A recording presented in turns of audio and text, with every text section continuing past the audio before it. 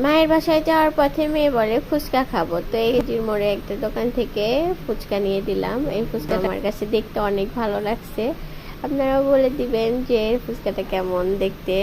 আসলে খেতে মোটামুটি ভালোই, একটু ঝাল হয়েছে, মেয়ে বললো অনেক ঝাল। পরে দোকানে বলতেছে আমি তো একদমই নতুন, তাই হয়তো এরকম হয়েছে, আর টকটাও মিষ্টি মিষ্টি টাইপের। আমি বললাম যে আপনি আগে নিজে খেয়ে দেখবেন আসলে টকটা টক হয়েছে কিনা। টকটা টক না হলে খেতে ভালো লাগে না, তবে ডেকোরেশনটা অনেক ভালো হয়েছে। কি কি দিছেন এতে? পরে উনি বললো গাজর, ডিম আর হচ্ছে বিটরুট, এটা হচ্ছে একদম ফুচকার উপর দিয়ে গ্রেড করে দিয়ে দিছে, মানে যে কেউ দেখলেই খাইতে যাবে আর কি, দেখেই খাওয়ার মতো লোভনীয় দেখতে লাগতেছে। তো মেয়েরা ফুচকা খেয়ে অনেক খুশি, বললো যে হ্যাঁ আম্মু অনেক টেস্টি আর অনেক ভালো খেতে। তো একটা খেয়েই আমার মেজো মেয়ে বলে আমার পানি খাওয়া লাগবে আম্মু। পরে ওকে পানি দিলাম, পানি খেয়ে বললো আমি অনেক বেশি ফুচকা খাবো আর অনেক বেশি খাবো। তো ফুচকা খাওয়ার পরে আমার মেয়ে বলে যে ডিমের চপ খাবো। ডিমের চপটাও ছিল অসাধারণ টেস্টি আর অনেক মজাদার। তাই মেয়েদের খাওয়ায় নিয়ে পরে আমরা বাসায় চলে গেলাম।